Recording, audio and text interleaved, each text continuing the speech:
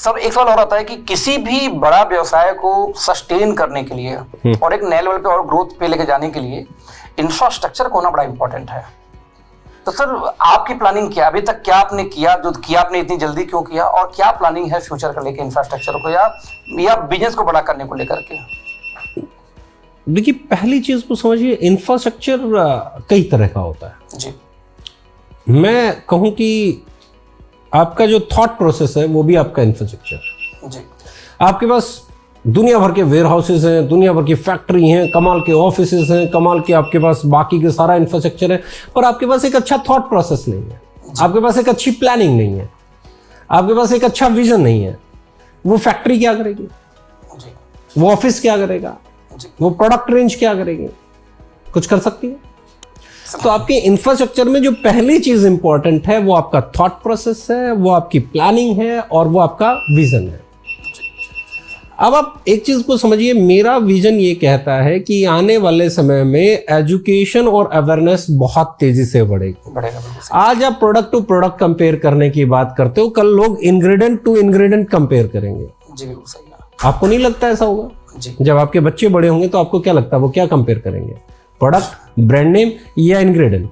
नहीं सर, 21वीं सदी वाले हैं तो सब कुछ पढ़ेंगे, सब कुछ क्या मिला, कैसे मिला है। तो अगर इंग्रेडिएंट टू इंग्रेडिएंट कंपेयर होना है तो क्या अब आप ओवर प्राइस्ड हो सकते हैं?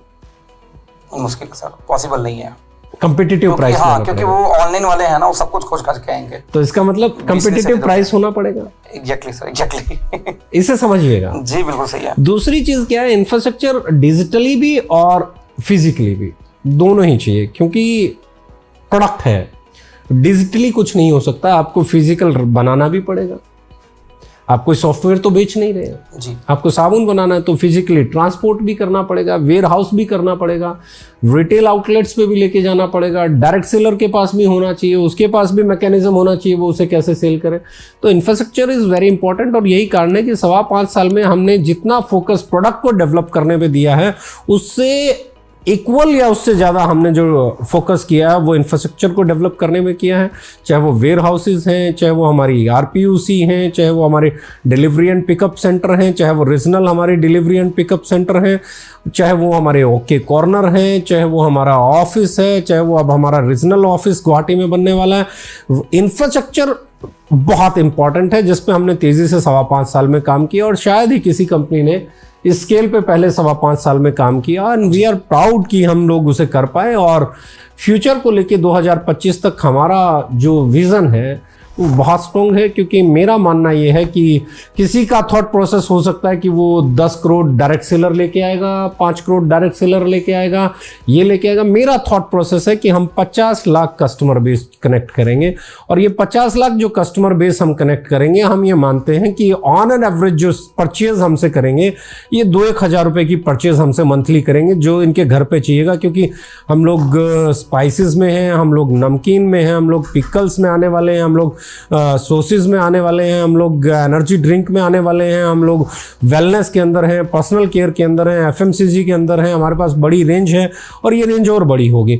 तो मेरा मानना ये है कि कोई 200 रुपये का खरीदेगा, कोई 5,000 7,000 का भी खरीदेगा, ऑन एन एवरेज आपकी 2,000 की सेल होगी। तो हमारा टारगेट है 2025 हम एटलीस्ट 50 लाख कस्टमर बेस के साथ जाएं, और इसके लिए मुझे नहीं लगता कि हमें डिस्ट्रीब्यूटर बेस को लाखों करोड़ों तक ले जाने की जरूरत है। बहुत कम डिस्ट्रीब्यूटर बेस के साथ, बहुत कम डायरेक्ट सेलर्स के साथ हम इस टारगेट को अचीव कर सकते हैं। बेचने वाले कम रहेंगे, खरीदार ज्यादा रहेंगे, तभी बेचने वाले ज्यादा से ज्यादा मुनाफा कमा पाएंगे। बेचने वाले बहुत ज्यादा हो जाएंगे, खरीदार इतने से रह जाएंगे, तो बेचने वालों के हिस्से क्या आएगा? अभी क्या हो रहा है, बेचने वाले बहुत ज्यादा हैं, खरीदने वाले बहुत कम है, बेचने वाले के हिस्से कुछ नहीं आ रहा है, लेकिन कंपनी कमा रही है, क्योंकि सारे बेचने वाले भी खरीदार बन जाते हैं। सारे तो खर नहीं बनते, कुछ एक उनमें से बन जाते हैं, कुछ एक खरीदार होते हैं। तो कंपनी तो इन टोटलिटी कमा लेती है, लेकिन सेक्रीफाइस ये लोगों को जोड़ जोड़ के बड़ी बेचने वालों की भीड़ बना के प्रॉफिट किसका बट रहा है? बेचने वाले का। जी बिल्कुल सही है। तो बेचने वाले कम रहे और खरीदार ज्यादा रहे तो बेचने वालों का मुनाफा ज्यादा होगा। बेचने वाले ज्यादा हो गए और खरीदार कम है तो बेचने वालों को मुनाफा कम होगा। ये सिंपल सा गणित है, लेकिन साहब बहुत सारे लोगों के गले से नीचे उतरेगा नहीं। क्यों? क्योंकि उनके हित कहीं जुड़े हुए हैं और ये बात उन हितों के खिलाफ लगेगी उन्हें। वो इस पे भी बोलेंगे अरे ये तो कस्टमर सेंट्रिक हो रहे हैं। यस सर, हम कस्टमर सेंट्रिक हो रहे हैं, और जहां ग्राहक है ना वहीं बिजनेस है, और जहां बिजनेस है ना वहीं कमाई है, और जहां कमाई नहीं है ना साहब वहां ग्राहक भी नहीं है। ग्राहक है ही नहीं तो कमाई कहां से लाओगे, और आप कब तक टिकोगे? किसी को 5 साल के बाद कंपनी बदलनी पड़ेगी, किसी को 10 साल के बाद, किसी को 15 साल के बाद।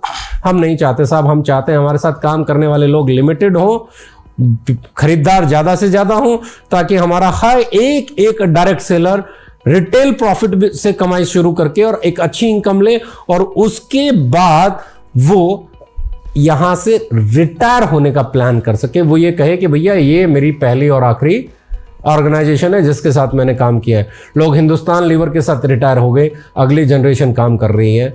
लोग प्रॉक्टर एंड गैम्बल के साथ रिटायर हो जाएंगे, लोग डाबर के साथ रिटायर हो जाएंगे, लोग बैद्यनाथ के साथ रिटायर हो जाएंगे, लोग किसी डायरेक्ट सेलिंग कंपनी के साथ रिटायर हो जाएंगे। तब जाके मुझे लगेगा कि वो ऑब्जेक्ट पूरा हुआ, ये इंडस्ट्री सही दिशा में जा रही है। और ये तब ही पॉसिबल है जब खरीदार ज्यादा हो और बेचने वाले परसेंटेज वाइज, रेशियो वाइज कम।